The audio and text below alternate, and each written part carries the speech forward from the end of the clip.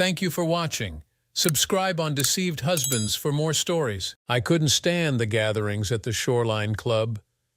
Every few weeks it seemed like they had countless excuses for some frivolous party, so a bunch of wealthy people could get together and flaunt their egos. My wife Laura loved attending these events and always looked forward to them. Unfortunately, in the last few months, she'd been drinking excessively and sometimes ended up embarrassing herself and me. Laura and I had been married for 16 years. We had 2 kids, both in high school. I met my wife while getting my MBA, and we hit it off immediately. Things started cooling down between us about 7 years ago, and I assumed it was natural. I would have appreciated more affection and intimacy, but I hated to push it. I pretty much resigned myself to the fact that the rest of my life would be less than romantic.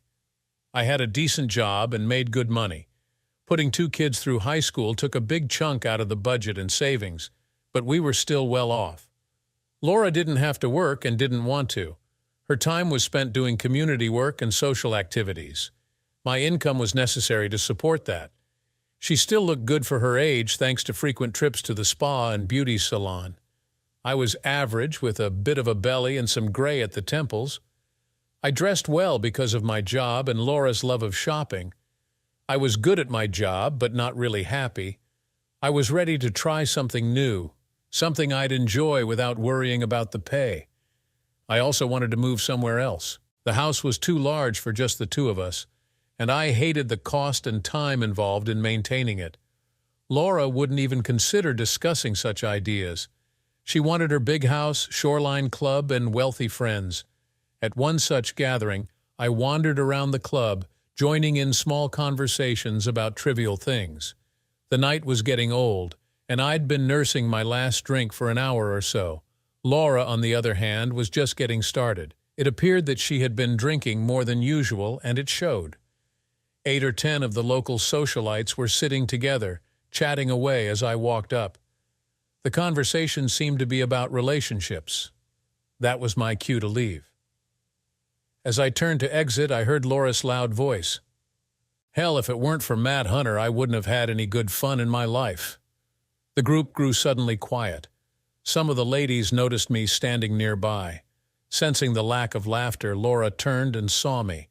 The excess alcohol was definitely affecting her judgment. Jason, I didn't know you were standing there.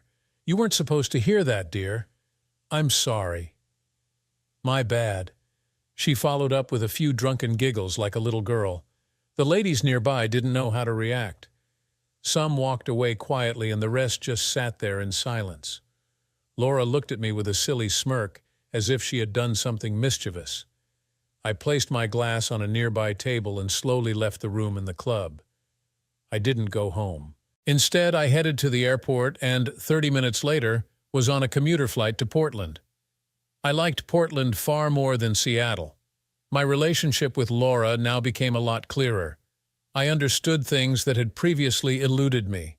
A weekend in Portland would help clarify a few more things. I turned off my cell phone. I had no trouble getting a room at one of the hotels. I opened an account for 20000 in the comp room. An interesting thing about casino accounts, since they are not banks, they are not under federal regulations and no reports are required to the government. If you win big bucks on a slot or at Keno, it must be reported. But anything you deposit in your account is not traceable. I wasn't really interested in gambling, but liked their banking setup. By the time I woke up, it was noon on Sunday. I was analyzing my situation over a sandwich and fries. I liked Portland. The climate was comfortable due to the high altitude. Because of the gaming, there were many other reasonably priced services available nearby. I took a walk by the river to pay my respects to all the broken marriages. I wasn't planning on a Portland divorce, but might like to add my ring to the riverbed later. Returning to the hotel casino, I passed a real estate office with lots of pictures in the front display window. Suddenly, a condo in Portland started to make sense. After an hour in the office and 2 hours driving around, I found a small furnished unit that I really liked. The trouble was I couldn't buy it while I was married. Luckily, I managed to arrange a discreet lease-to-buy agreement with a large deposit. The deposit was my idea, and the seller loved it. One of the best decisions I made early in my marriage was to manage and control the family finances myself. Laura didn't have a knack for figures or banking. She was happy to let me pay the bills as long as she could spend the money. I treated myself to a beautiful sushi dinner that evening before going to bed. I deposited another $7,000 from my credit card into the casino fund. I hated paying the cash advance fee, but it was worth it in this case. I was up bright and early the next morning and managed to catch breakfast at the casino restaurant. Eggs, bacon, hash browns, and toast hit the spot. While killing time with my second cup of coffee, I noticed my waitress had a big shiner. She tried to hide it by combing her hair forward, but it wasn't working. She was a nice-looking woman in her early 40s. I watched her move from table to table, doing her best to keep everyone happy. I got the feeling this was new to her because she was trying too hard. An experienced waitress would have been smoother and more confident. She seemed determined to do a good job, and I admired that. Your name tag says Michelle. Is that your real name? No, my name is Marie, but Michelle was the closest tag they had. Well, Marie, I'll have one more cup of coffee and promise to leave a big tip if you tell me about the black eye. Why don't I pour you a refill and you can leave a smaller tip and I'll ignore your question. Fair enough. It was rude of me to pry. I already had the key to the condo, so I decided to get a few things to set up housekeeping. First stop was down the street at the local used car lot. I grabbed a Sentra sedan with more miles on it than I'd care to mention. It wouldn't be great for long trips, but was okay for running around. I could have rented, but I planned on coming back regularly for a while. For a couple $100, I got all I needed to live comfortably, including a few changes of clothes. The rest of the day was spent opening accounts at several casinos. I wrote checks made out to each place, deposited the money, and it disappeared. No audit trail. By the end of the day, I had deposited $5,000 at 4 different casinos. I got a small spiral notebook to carry in my pocket and record the amounts, dates, and casino names. This was a chronological record of the money I lost gambling over the weekend. Of course, I hadn't lost a dime, but who was going to challenge me? Everyone knew I was a lousy poker player, so any losses at roulette, craps, or blackjack would be believable. I had 6 months to come up with the down payment for the condo. That shouldn't be a problem. I totally forgot about lunch, so by the time dinner rolled around, I was starving. The easiest place to go was where I had breakfast. As luck would have it, Marie was my waitress. Why are you still here? Looks like a long day. I have to work double shifts to get by. I didn't think rent would be so high here. Want something to drink? It was better not to be too nosy. I ordered my meal and tried to be a good boy for the rest of the time. When I finished, she brought my check and stopped for a moment. I'm sorry for being short with you this morning. I'm having a hard time adjusting here and I'm a little self-conscious about the eye. It was a parting gift from my husband when I told him I was coming here to get a divorce. It's not the first one, but I hope it will be the last. Thanks for the nice tip at breakfast, it helps. She smiled as she walked away, but it was a sad smile. I thought about her the rest of the night. That night, I concluded there wasn't much more I could do right away. I had to get home to take care of a few things before setting up anything else here. I had no trouble getting a flight lined up for the return trip, but was unsure what to do when I got there. Marie was working the next morning, and I managed to get one of her tables. I stopped her when she dropped off the check after the meal. I have a small problem and was wondering if you could help me out. I have to leave today and won't be back for a week or so. I need someone to house sit for me. It's a 2-bedroom condo, so you wouldn't have to worry about any conflicts. Could you possibly help me out? It will be for at least a couple of months. Are you serious? No strings attached. I hate to leave the place alone. 90% of the time, it will be just you, and when I'm here, I'll stay out of your way. Promise. I didn't care if someone broke in and cleaned the place out. There wasn't much to lose, but I couldn't let Marie know that. Okay. Is it within walking distance of the diner? It's closed, but I'm leaving you my car. Also, make sure it always has gas for when I come back. I'll call you ahead of time. There's a machine on the phone. Marie just stood there looking at me. I think she was afraid it was a setup. I didn't have time to convince her otherwise. Here's the condo key and the car key. The car is parked at the condo. It's a dark gray Sentra. Here's the address for the condo. If you don't feel comfortable about it, don't go. I'll pick up the keys when I come back next Thursday." I wrote the address on a napkin and handed it to her. She took the napkin and keys, just staring at me. "Marie, don't worry about it. If you do, it's fine. If you decide not to, it's still fine." An hour later, I was on my flight home. I would have rather stayed in Portland. After picking up my car at the long-term lot, I drove by the house. Laura's car was gone, so I decided to get a few things for the rest of the week. I loaded the car with underwear, clothes, shoes, and my laptop. It took less than 10 minutes. I also grabbed my passport and birth certificate. The company had several kitchenette-type units on consignment. My position authorized me to use one of them as I saw fit. I reserved it for the next weeks. I put the laptop battery on the charger and then called my eldest daughter, Rachel. I told her that her mother and I were having some domestic problems and I'd be tied up for a while. I asked her to explain it to her brother and tell him not to worry. Both of them were at Northern State University. I got a group discount but still had to pay out-of-state tuition. At least I could afford it. I hung up, put the cell phone on a charger and hit the shower. The only thing I got to eat on the plane was a bag of pretzels. I was looking forward to a nice dinner. Monday was a busy day. Before doing anything else, I went to the bank and got a second mortgage on the house, a big one. I now owed more on the house than it was worth. By the end of this month, that would change. I contacted Northern State directly from the bank, and we reached an agreement on prepaid tuition for the kids. The bank wired $2,000,000 directly to the school. That left me with a cashier's check for just over $1,800,000 to take to Portland. I cashed in 2 CDs, paid the penalty, and closed out the money market account. I decided to leave the credit cards alone until the end of the month. By that time, I was late for work. My faithful secretary, Linda, was waiting with black coffee and a silly grin. "Morning, Mr. Kent. Are you going to tell me about what happened at the Shoreline Club Friday, or am I going to have to believe all the rumors?" "Linda, the rumors are all true.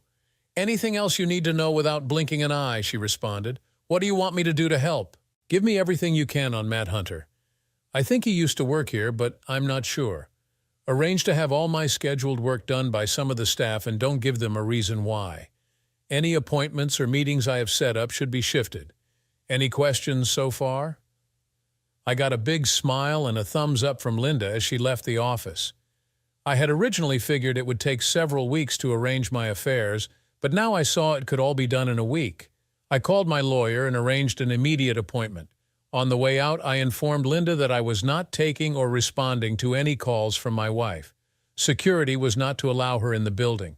Mark Harrison was a friend of mine from college. We liked each other, but Mark never did like Laura. I figured he would be the perfect guy to handle my divorce. "I was at the Shoreline Club Friday, Jason, so I think I know why you're here." "You're right. I'm not being a smart aleck, Jason, but it's about time. You're right again. I figured as long as I wasn't being publicly humiliated, I could stand it. That ended Friday. I need access to all of your accounts and a couple of powers of attorney. I'll have my assistant prepare everything and then give you a call. Anything special I should be aware of?" "Well, Mark, I'm afraid the trauma of what happened Friday triggered something in me. I find that I've become addicted to gambling. I spent the weekend in Portland and lost thousands of dollars. I'm going back next weekend and I'm afraid it will be worse."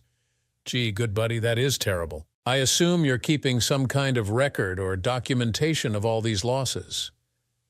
Mark had a big smile on his face. "I have, and I will. I guess it would be a good idea if I send you copies of everything." "Most definitely." "You know, Jason, I don't think we should talk about this anymore, do you?" "You're right. Do you need anything else?" "I'm good, Jason. Get out of here and take care of business. Take this financial worksheet with you. Fill it out and bring it back when you come in to sign those forms tomorrow. I got your back, buddy." It was about that time I realized I missed lunch. Linda had a nice little sheet waiting for me with information about Matt Hunter. She recommended I speak to Janet Lee in the personnel department before doing anything else. Janet had been with the company forever. She ran a tight ship and did a good job. She always wore a business suit and always had her hair in a tight bun. Her confidence made her a little intimidating to anyone who met her. If Linda wanted me to see her, it must be important. "Afternoon, Mr. Kent. Have a seat." She was trying to put me at ease, but it wasn't working. It was like being in a room with a nun teacher. I was a grown man in an important position, and I was in awe of this woman. She shut her office door. Linda gave me a rundown of what's going on. I don't contribute to office gossip, but I do deal in facts. Matt Hunter came to me in confidence 3 years ago. I swore I wouldn't tell anyone what was discussed at that time, but it appears I cannot keep that promise. If at any time you're offended by something I say, please get up and leave, and our discussion will be over. If you don't like what you hear, don't get mad at me. I'm just giving you the facts. Do you understand, Mr. Kent? Yes, I understand. I think I'm mature enough to accept whatever you tell me without throwing a temper tantrum. She frowned slightly at my attempt at humor. About 3 years ago, your wife Laura approached Matt Hunter at a company function. Drinking was heavy that night, and before the evening was over, Matt and Laura were having an affair in one of the private offices. Matt was going to get married the next month. Laura threatened to tell his fiancée unless he continued to meet her. He hoped that after he got married, she'd leave him alone. But she didn't. She forced him to continue seeing her for several months under the threat of exposure. In desperation, he came to me for help. Of course, he had to tell me the whole story. Naturally, I couldn't in good conscience tell you or anyone else. The best solution I had was to transfer Matt to another office. After his relocation to Denver, Laura left him alone. Matt never told his wife about the problem. Any questions? It looks like Mr. Hunter was as big a victim in this fiasco as I was. I was contemplating some type of retribution, but that seems foolish now. Any recommendations, Miss Lee? Now that you know, you have the power. I think you should let it die. Matt Hunter is a good employee and an asset to the company. Don't ruin him over something your wife did. Thanks for your time. I think you're right. Being forced to have an affair with my wife is punishment enough. As we stood, Janet smiled. By the way, it's not Miss I've been married for 28 years. It was hard to imagine Janet Lee in bed with a man. Maybe when she lets her hair down, she turns into some kind of goddess. I suddenly found myself thinking of a dominatrix and decided to change the subject mentally. I had more important things to worry about than Janet's love life. Linda had rescheduled all my work, giving me a clean slate. My wife called 3 times, refusing to believe I was in Portland. Linda set up an appointment for me with the company president the next day and one with the legal department that afternoon. I asked Linda to have dinner with me. She laughed and said her husband would disapprove. She suggested I ask Janet and laughed again. It took longer in the legal department than anticipated, and I kept a few people over time. I apologized, but they all seemed to understand it turned out to be more complicated than expected. Redeeming my retirement plan for a cash settlement was difficult. Closing out the 401k and shared savings account went smoothly, but took time. Cashing in my sick time, vacation time, and company insurance was easier. By then, it was apparent that I was leaving the company. I hoped it wouldn't leak back to my wife before I was done. I ended up eating dinner alone. For some reason, I thought about Marie during the meal.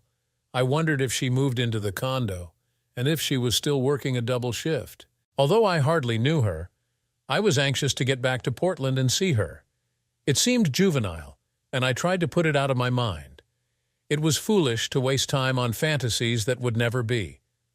The next morning, I cashed in 2 whole life insurance policies and canceled 2 term policies.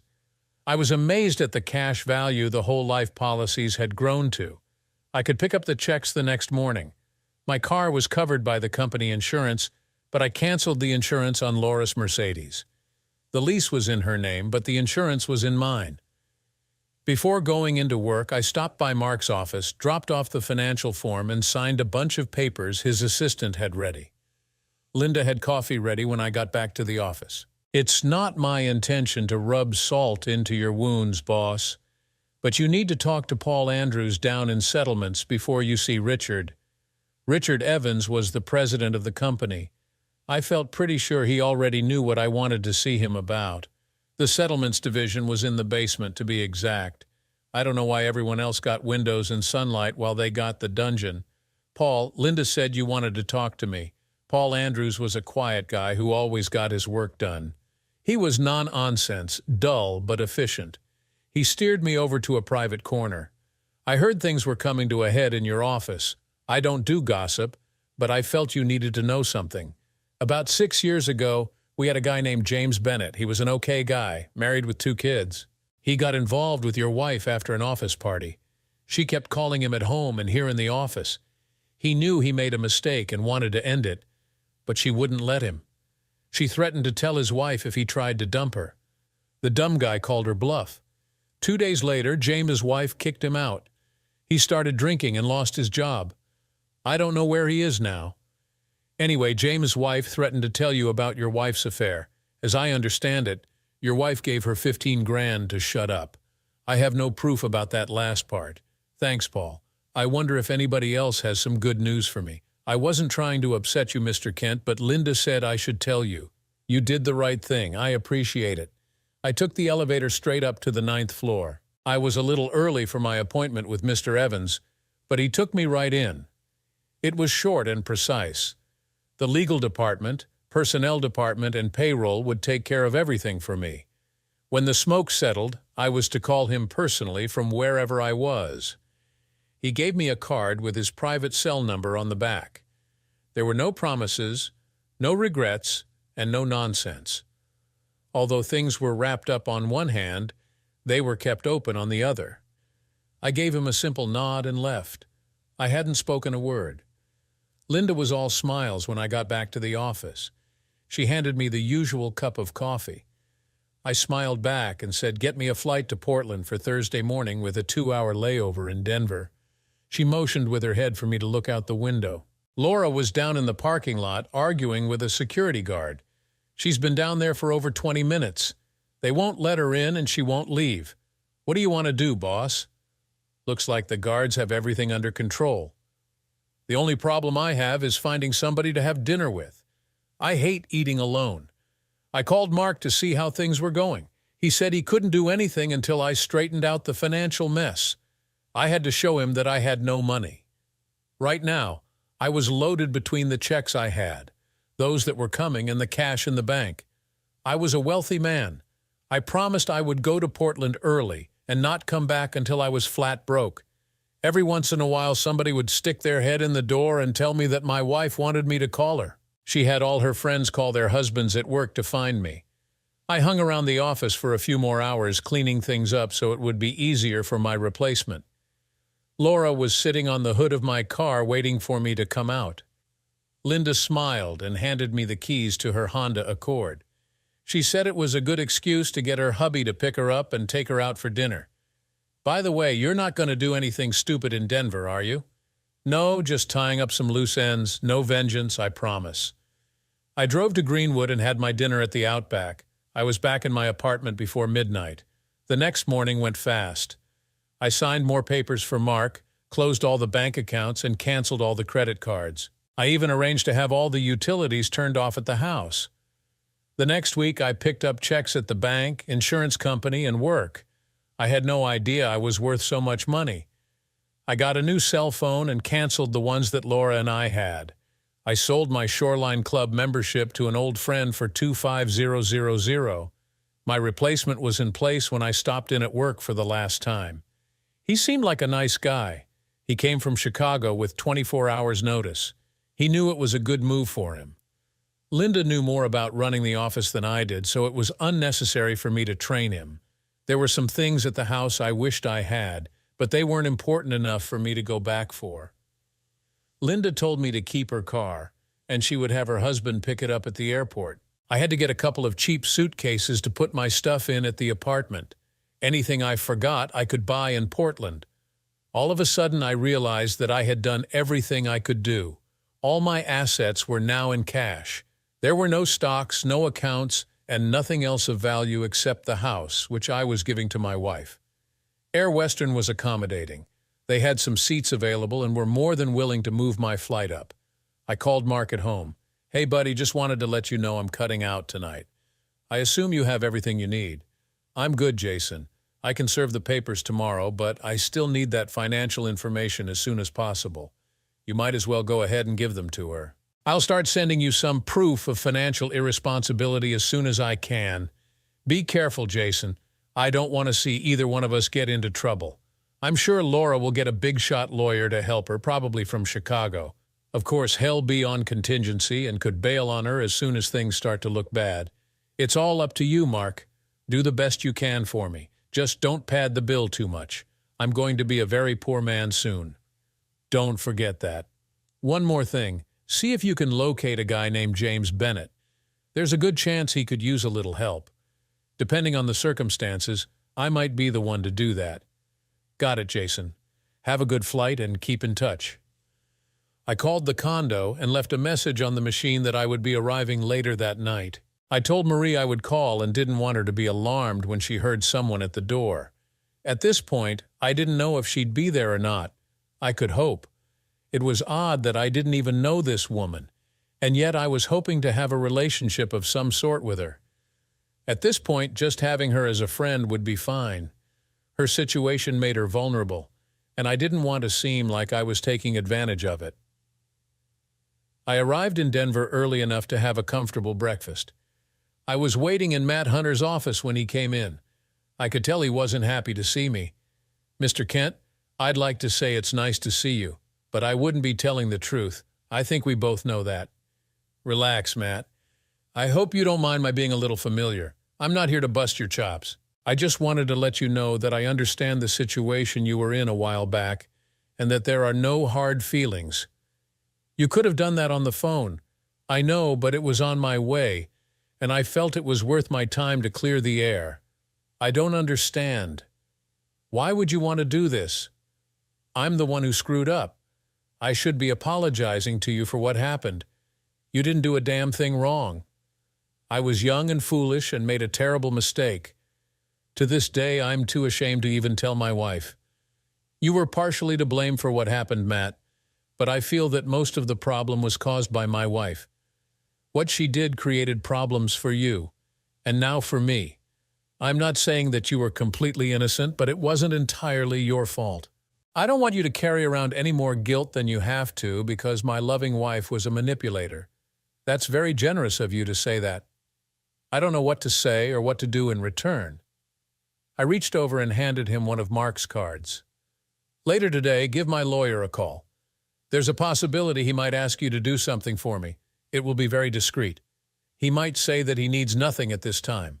At most, I expect he'll ask for a notarized statement confirming the affair.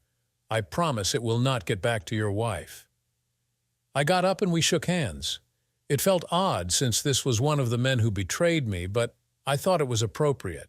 Matt Hunter was a fine man and didn't deserve to have his life compromised for one indiscretion, even though it had happened several times. An hour later, I was back on my flight to Portland.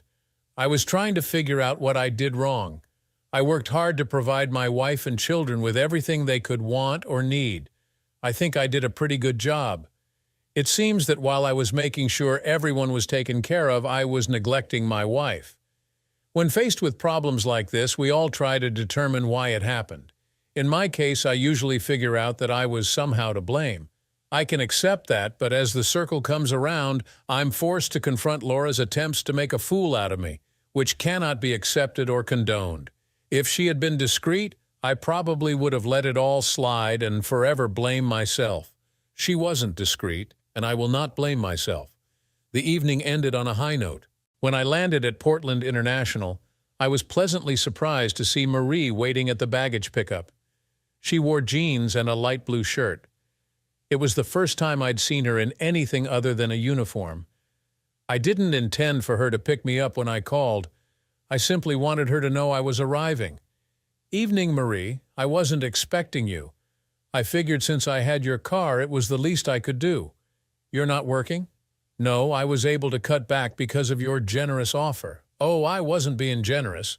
I was just trying to figure out a way I could be alone with you. And just what are you going to do to me when you get me alone? I don't know yet. I haven't planned that far ahead. Any suggestions? As I pulled my bags off the turntable, I noticed Marie blush a little. I figured it was time to back off before I scared her away. I felt she was baiting me a little when she asked the question, which was a good sign. 30 minutes later, we were back at the newly decorated apartment. It was just little touches that didn't cost much, but made a difference in the ambiance of the whole place. To thank her for fixing up the apartment and picking me up at the airport, I sprang for 2 prime rib dinners. I think Marie enjoyed the wine more than the beef. How's the divorce coming? Not worth a damn. I still have 3 weeks to go before I can apply. You need 6 weeks to establish residency. From what everybody said, I thought this would be a piece of cake. I think I would have been better off doing this from home. Why didn't you? Marie sat for a while, played with her food, and then looked up. Getting away from Frank was more important than getting the divorce. The divorce is just a piece of paper that won't protect me from any more beatings. I think I used the divorce idea as a way to escape. It didn't matter where I went. The important thing was that I went at all. What Marie said made sense to me. I guess getting divorced from Laura seemed important at first, but now I wasn't sure. All I wanted to do was keep her from profiting from the marriage. Unless I was planning on getting married again, it didn't matter. I had no inclinations that way. The rest of the evening was spent chatting about more mundane things like hobbies, movies, and books. Marie didn't have any children. I didn't ask why. We slept in our separate bedrooms that night. Marie had left for work before I even got up. There was fresh coffee, and that was all I needed. I was still full from last night's feast. After a quick shower, I got down to business. Mark, how's my favorite lawyer? There was a sigh on the other end of the phone. Not worth a damn, Jason. I got bad news for you. Promise you won't shoot the messenger? Oh, crap. I've only been gone 1 day. What the hell happened? Laura has stirred up the pot. She found out about the bank accounts and other stuff after calling the police. She got a restraining order against everything in the world. All of your accounts are frozen, even though they are empty. You can't come near her or the house. You cannot take anything from the house. You cannot contact your children, even though they are legally adults. Most of the stuff is crap, but it will take a ton of time and money to straighten it all out if you want to. She contacted the SEC about your 401k and retirement accounts. Somehow, she has the IRS looking into things. Mark, I don't know how to tell you this, but I don't want any part of it. I'm out. Do you understand? I was a bit overwhelmed. I guess you mean you won't be handling the divorce for me. You got it, buddy. For your information, she also hired a private detective to track you down. I wonder how she is going to pay for all of this. Don't know and don't care. Remember, if the cops or feds ask me where you are, I'll have to tell them. I'm not going to risk my career for you, even though we are friends. I understand, Mark. Cover your ass. I'm going to make some adjustments on my end. I won't call you again for a while. Thanks for your understanding, buddy. I was hoping you would. See ya. Well, that put a crimp in things. The best laid plans can go to hell in a heartbeat. I had to go to Plan B, and I didn't have one. My brilliant idea to fake losing all my money in the casinos was shot down. I decided not to call anyone else. Marie left me the car, which I appreciated. I don't know how she got to work. I was stuck with a small duffel full of money and checks. I had to go to 6 different casinos to cash all my checks for chips or credit. I was afraid to go to the banks in case there had been a hold or trace put on anything. The casinos were more than happy to help out. By the end of the morning, I had everything on deposit at several places and a bag full of cash and chips. After a quick lunch, I started the withdrawals. In 2 hours, all the chips had been converted to cash and all the cash had been removed from the casino accounts. I now had a big bag of money and lots of it. So far, there had been no problems and nothing suspicious. It took less than an hour to drive to Carson City. I rented a large safety deposit box at an obscure little bank and stashed everything except $5,000, which I kept for walking around money. I felt relieved. Now that everything was safe, I was looking forward to another long dinner with Marie to celebrate. I knew something was fishy as soon as I entered the condo. Marie was trying her best to straighten things out that should not have been messed up. In the first place, she looked up at me and immediately covered part of her face. "I'm sorry, Jason. It's my fault. I don't know how he found me and didn't know he was following me until I got into the apartment. I should have been more careful. I'm really sorry." I slowly lowered her hand away from her face. Marie had a new shiner and a fat lip to go with it. A large bluish bruise covered the right side of her face. "Was it Frank?" She nodded her head. "He had his 2 brothers with him. They are out looking for you now. Frank told me not to leave the condo. Where are they looking? I gave them the names of 3 casinos. The idiots don't even know what you look like. I don't think they're thinking straight." It was a no-brainer. We couldn't stay and we couldn't call the cops. We left everything, started driving west, and spent the night in a small off-road motel in Grass Valley. It only had 1 bed, but I was a gentleman. I brought some takeout back to the room and got some makeup for Marie. She tried her best to cover up the bruises, but it still looked bad. She kept apologizing to me all night. I was relieved when she finally fell asleep. We drove into Sacramento the next day and got some clothing and personal items. I had no idea when we'd be able to get back to the condo. I had the Grass Valley Motel for 2 more nights. Marie and I spent the next few days getting to know each other. There was no intimacy and no innuendos. I felt more comfortable with her after 3 days than I did with my wife after 16 years. When I wasn't talking with Marie, I was worrying about all the other things that were happening. I was afraid to take Marie back to the condo in case Frank would find her. I was afraid to go back to the condo myself in case somebody was looking for me. But I carelessly left my laptop, passport, and other personal papers there. I had a stupid idea that they were important to me and I had to get them. Real stupid. I only knew Marie a few days, but I decided I had to trust her. We were both in the same boat as far as spouses were concerned. Have you ever been to Mexico? No. Are we going to go to Mexico, Jason? I don't know. Look, in case things don't go well, I want you to do something for me. I don't want you to get in trouble, and I want to keep you away from Frank. Jason, you don't owe me anything. You've done more than enough already. I'll be fine. Well, I'm not sure how things are going to go for me. I have a lot of money stashed away. It's not dirty money, but I'm hiding it from my wife. If something happens to me, you will have to retrieve the cash for me. Who is after you? You haven't said anything about that. Did you do something illegal? Look, several federal agencies are looking for me and a private detective.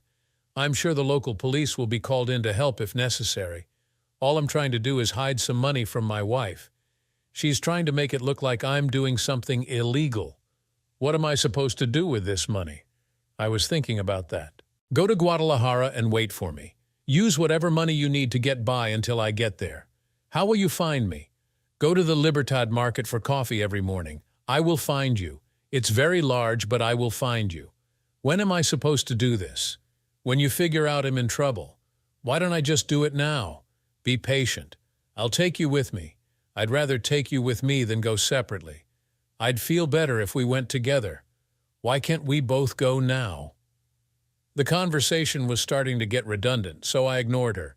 I didn't mean to be impolite, just anxious to move along. 2 hours later, we were over the pass and in Carson City. Marie's name was put on the access for the safety deposit box, and she got her own key. When we got back to the condo, I parked half a block away. The complex had a lower-level parking area under the units. It was open to the outside, but covered. I told Marie to wait in the car until I was sure there wouldn't be a problem. What sort of problem? I had no idea. The way things were going lately, anything could happen, and it did. I was walking through the parking area looking for anything suspicious when it happened. Jason Kent, turn around. He was a little man, sort of wiry. The long leather coat he wore made him look weird instead of sinister. He wasn't menacing enough to pull it off. The large black automatic in his fist was, though. Do I know you? A big smile crossed his face as if he was proud to identify himself. My name is Laszlo. Your wife sent me. Okay, what can I do for you? I need your wedding ring and your wallet. I can understand the wedding ring, but why the wallet? I have to make this look like a robbery. Make what look like a robbery? Your wife hired me to kill you, Mr. Kent. I hope she paid you up front because she doesn't have any money. What do you mean? That was the end of the conversation. From across the parking area came three large Italians who did look nasty in their long leather coats. "Jason Kent, we want to talk to you." Frank was one loud dude. The intrusion caught Laszlo by surprise.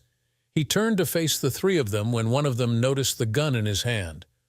All three of them were reaching into their coats as I dove across the concrete barrier leading to the outside of the parking area. Laszlo lost all interest in me for the moment. As I scooted along the side of the building toward the car, I could hear shots echoing off the garage walls. I looked up in time to see Marie speeding down the street and two guys in suits getting out of a black SUV across the street. It was obvious that the suit guys were feds, and I assumed they were waiting for me. The firefight distracted them long enough for me to get out of the area. Marie was gone. The car was gone. There was no way in hell that I was going back to that condo. I didn't know who shot whom in the parking garage, and I didn't want to know. All I knew for sure was that there were three different groups after me for different reasons at the same time. I got the message. I had several options at this point. One was to catch a bus to Carson City and get my money. I decided against this idea since I was too hot. Yeah, hot. That's a good word. I was just trying to get away from a cheating wife. What the hell happened? Since I decided to let the money cool for a while, I had to find a place to lay low. I still had over $7,000 in my pocket that would hold me for a while. Why was my wife trying to kill me? I guess she didn't realize there was no longer any insurance money. I figured she was smarter than that. I checked in with the kids and everything was fine. They felt better after they found out the tuition had been prepaid. They wanted to know what happened between Laura and me, but I couldn't bring myself to tell them. Some things would have to wait. I borrowed a car and drove up to Carson City. The safety deposit box was empty. At least she could have left a note. I couldn't really complain because I gave her the key and access to the box. Did she go to Guadalajara? Or did she find a place where I couldn't find her? There was only one way to find out. There were several small travel agencies in my San Francisco neighborhood. Most of them specialized in group tours for compatible people, which I didn't quite fit into. I finally found a tour to my favorite Mexican city with a last-minute cancellation that I could qualify for. It was the first time in my life that I had to scrape together enough money for something. The trip wasn't that expensive, I just didn't have a lot of money. I felt comfortable because a few of the guys on the trip worked at the restaurant with me. Most of them had signed up for the side trips, but I had other plans. The first 2 days turned out to be a big disappointment. The Libertad market was bigger than I had imagined. I see now that it was a poor choice on my part. I hated to think that maybe Marie had decided to take my money and go someplace a little more exotic. Maybe she was in Bangkok or Tahiti. Lord knows there was enough money in that safety deposit box to live just about anywhere she wanted to. I didn't know if I should sit and wait for her to walk by or if I should walk around and look for her. I ended up doing both. By the third day, it was getting dull. "It's about time, Jason. Where the hell have you been?" I turned and saw Marie standing with her hands on her hips. She had on a wide-brimmed straw hat with a red band around it. "Say something, damn it. I've been going nuts here, not knowing if you were even alive or not." I didn't say anything. I walked over and kissed her for the first time. I don't know why I hadn't done it before, but I was glad I did it. Now that's a pretty pathetic explanation. Maybe you better try it again. The second kiss was accompanied by a big hug as I swung her around off the ground. "Marie, I missed you so bad. You still have to tell me where you were for the last month, but I can't wait until later. Let's go home and have some lunch." We walked through the market hand in hand. I felt happy and content for the first time in a while. "Jason, don't get mad at me, but I spent some of your money. I put most of it in the bank, but I needed a place to live, so I bought us a house. I was hoping you wouldn't mind because you had an awful lot of money in that bank. It was a beautiful hacienda in a beautiful city, and I was with a wonderful woman. I like it when a plan comes together." Laura's parents were able to raise her bail money and pay for her lawyers. Mark had no trouble getting her signature on the divorce papers. She ended up getting 5 to 8 years for trying to have me killed. Never did find out why. Matt Hunter gave Mark a deposition, but Mark never had to use it. Mark was able to find James Bennett. He was sober, but not doing well. When Mark asked him what he could do to help, James said he would like to have a hot dog pushcart. I got to feel better. For $3,200, I settled my beef with the IRS for $5,000. Laszlo went to jail in Nevada with Marie's husband and brothers. We don't know how long they will be there. I was now free to return home. My old job with a promotion was waiting for me. The law was no longer looking for me. As soon as Marie's Mexican divorce is final, we plan to get married. The kids will be coming down for the wedding during spring break. The house in Guadalajara is beautiful, but we are pretty certain we will not stay there full time. Marie wants to keep it as a vacation home. Linda is anxious for me to return to work, especially in the new position. It's a promotion for both of us. Marie is willing to go anywhere as long as we stay together. She wants me to take her to meet Laura. That should be interesting. My plans did not work out as I expected, but who am I to complain? Thanks for watching this wild story unfold. If you were in Jason's shoes, what would you have done differently? Let us know in the comments below. Don't forget to like, subscribe, and hit the notification bell so you won't miss our next jaw-dropping tale. See you in the next video.